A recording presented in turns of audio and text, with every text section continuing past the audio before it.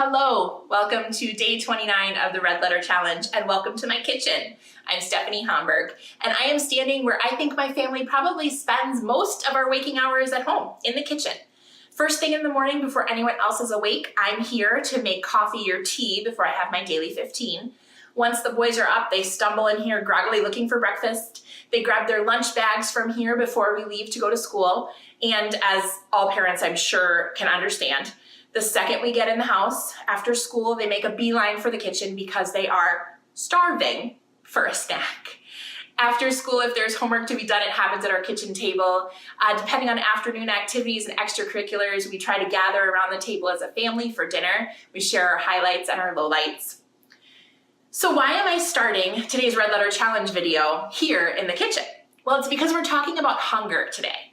What a crazy place we live in that an average family of four, so that's my family, we have 4 people, throws away more than $2,000 worth of food every year. Meanwhile, there are millions of Americans who don't have enough food and who are hungry.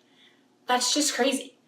Now, I remember growing up as a kid, sitting at my own kitchen table with my least favorite meal ever in front of me, which in case you were wondering is ham, steak, and lima beans, and having my mom tell me that I needed to clean my plate because there were starving children in Africa.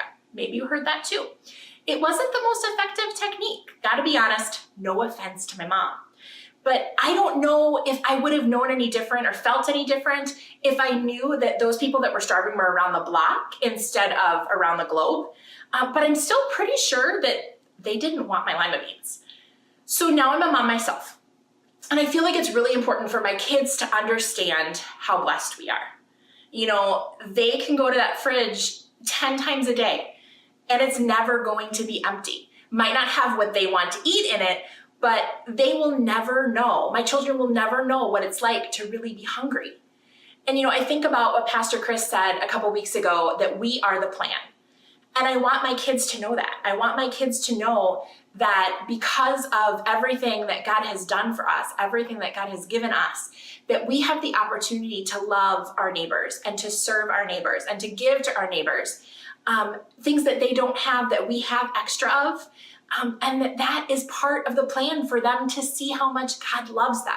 That is so cool. And it makes me think about the reading that we did today in Matthew 25.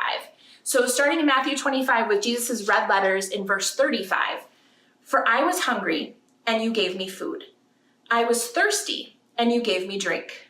I was a stranger, and you welcomed me. I was naked, and you clothed me. I was sick, and you visited me. I was in prison, and you came to me." Then the righteous will answer him, saying, "Lord, when did we see you hungry and feed you, or thirsty and give you drink? And when did we see you a stranger and welcome you, or naked and clothe you?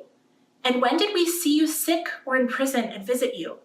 And the king will answer them, "Truly I say to you, as you did it to one of the least of these, my brothers, you did it to me." How cool is that? That God chooses us to be part of the plan, that we get to be part of the plan, that God loves us and we love him, and that love overflows into serving our brothers and sisters, and that God takes the extra that we have and makes it into way more than we could ever imagine. So now I'm the type of person that wants next steps, practical things that I can do to help. And so I'm excited to share that today I have practical next steps for you. Did you know that New Hope Church partners with Emmanuel United Church of Christ in downtown Neenah? Emmanuel provides a weekly community meal, a free community meal, and they have a food pantry. And so once a month, there is a group of New Hopers that goes to provide that meal. They cook and they serve and they clean and they visit with the guests. What a great community outreach that is. And we always have a basket in the lobby at New Hope for any sort of food pantry donations. So the next time you are at New Hope, I invite you to bring some canned goods. I would stay away from the lima beans, but that's just me.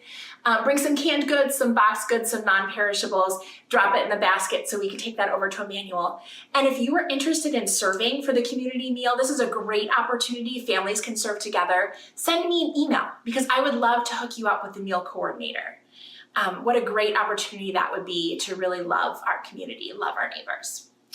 So happy day 29. We are getting towards the end of the Red Letter Challenge, and I am praying for all of you to have an amazing day and a great end to the challenge.